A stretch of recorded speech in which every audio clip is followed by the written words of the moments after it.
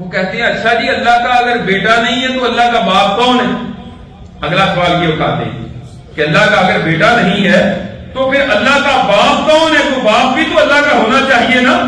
اللہ رب العزت نے قرآن کریم میں اس حقیقت کو بھی واضح کر دیا کہ لوگوں یہ تمہاری غلط فہمی ہے کہ تم کسی کو اللہ کا بیٹا قرار دو اور یہ کہو کہ اللہ نے حضرت عیسیٰ علیہ السلام کو پیدا کیا ہے تو پھر ان کا باپ کون ہے؟ اس کا جواب کیا ہے؟ قرآن کریم میں اللہ رب العزت نے اس بات کا بھی جواب دے دیا کہ یہ تمہاری غلط فہمی دور ہو جائے۔ اللہ فرماتے ہیں ان مثل عیسیٰ عند اللہ کمثل آدم خلقہ من تراب ثم قال له کن فیکون۔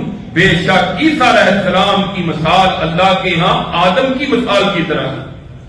اگر کہتے ہو عیسیٰ کا باپ کون ہے تو پھر بتاؤ آدم علیہ السلام کا باپ کون؟ عیسیٰ علیہ السلام کی تو والدہ ہے، آدم علیہ السلام کی تو والدہ بھی نہیں ہے۔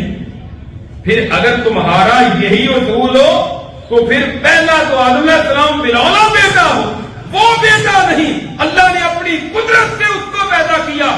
عیسیٰ علیہ السلام کو بھی اللہ نے معجزانہ طور پر بغیر باپ کے ان کی والدہ سیدہ مریم سے پیدا کیا، اور سورہ مریم میں اللہ تعالیٰ نے اس کی بڑی تفصیل کے ساتھ وضاحت بیان کی ہے۔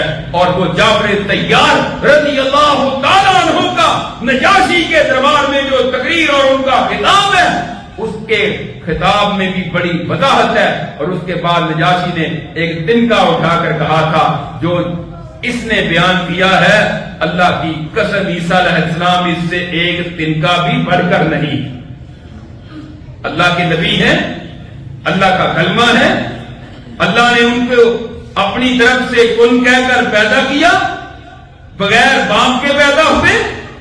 حضرت عیسیٰ علیہ السلام کی والدہ کا نام حضرت مریم ہے، وہ پاک دامنہ عورت ہے۔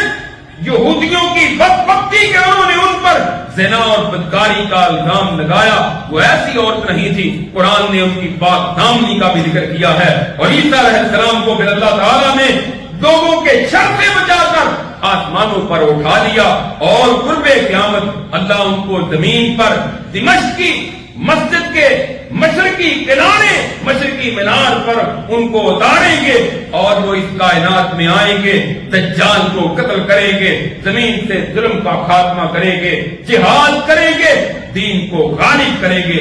یہ ہے صحیح عقیدہ جو ہمیں قرآن اور حدیث سے حضرت عیسیٰ علیہ السلام کے متعلق ملتا ہے۔